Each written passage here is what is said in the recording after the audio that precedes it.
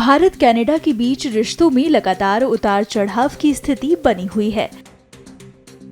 खालिस्तानी अलगाववादी हरदीप सिंह निज्जर की हत्या के बाद से दोनों देशों के बीच तल्खियां बनी हुई हैं और धीरे धीरे ये व्यापक स्तर पर बढ़ती जा रही हैं। अब जैसा कि आप जानते हैं कि कनाडा में बड़ी संख्या में पंजाब के लोग रहते हैं, जिसकी वजह से कनाडा को मिनी पंजाब भी कहा जाता है। ऐसे में आमजन कनाडा में रह रहे अपने भाइयों के लिए चिंतित हैं।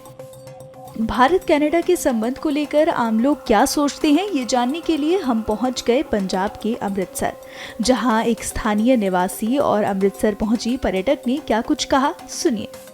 क्या नुकसान हो रहा है, क्या होना चाहिए, दोनों में आपस में बैठ के सॉल्व करना चाहिए? जी, नुकसान तो ऑब्वियसली दोनों देशों को ही होगा। इट्स नॉट जस्ट कि वन, ऑब्वियसली सिर्फ इंडिया को नुकसान नहीं होना या सिर्फ कनाडा को नहीं, बट मेरे हिसाब से सबको बहुत, ऑब्वियसली इंडिया का मोटिव है वसुधैव कुटुंबकम, सो आइडियली हमें सबके साथ बहुत प्यार से रहना चाहिए एंड मेरे हिसाब से इसको जल्दी से जल्दी सॉर्ट आउट करके पीस मेंटेन करना चाहिए। कि पॉलिटिकल छोड़ के पॉलिटिकल इशू अलग रखना। पॉलिटिकल आई डोंट, मतलब मैं इतना डीप तो नहीं ज्यादा जानती और ना मैं बोलना चाहूंगी, बट मेरे हिसाब से जितना हो सके उतना ही हमें बाकी देशों के साथ प्यार मोहब्बत से रहना चाहिए। Trudeau has big problems at home with the nationalists and the right wing, and they are trying to appease everybody. So being aggressive and strong with foreign countries meets the need of those people, but it doesn't help the bigger world picture. So like our very bad Prime Minister Boris Johnson, very bad man, he talked a lot of rubbish to make the right wing, the nationalists, the populists happy. But now in England we have a better Prime Minister, so we hope that moving forward Canada will get better at this. Do you think that the two countries should get together to resolve the issue? Of course.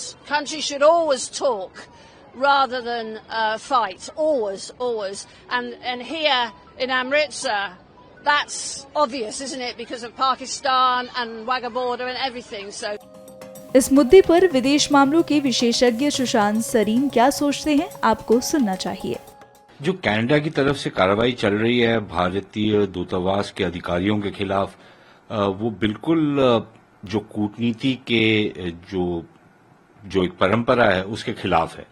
और इस तरीके की चीज आप जो आपके यहाँ पर राजदूत होते हैं उनके खिलाफ आप इस तरीके की चीज नहीं करते, लेकिन कनाडा ना सिर्फ कर रहा है लेकिन उनको जता भी रहा है कि हम ये कर रहे हैं आपके साथ।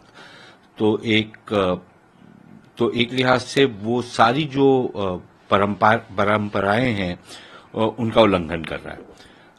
अब भारत की तरफ से प्रोटेस्ट तो जरूर उस पर आपत्ति तो जरूर जाहिर की गई है और ये भी कहा गया है कि इसके नतीजे जो होंगे वो काफी संजीदा होंगे, लेकिन इशू ये है कि क्या कनाडा सिर्फ आपकी इस बयान से कन्विंस हो जाएगा और इससे गुरेज करेगा या नहीं। और मुझे नहीं लगता कि जिस हालात में अब कनाडा आ गया है वो इस तरीके की कोई चीज करेगा, वो इस पर डबल डाउन करेगा।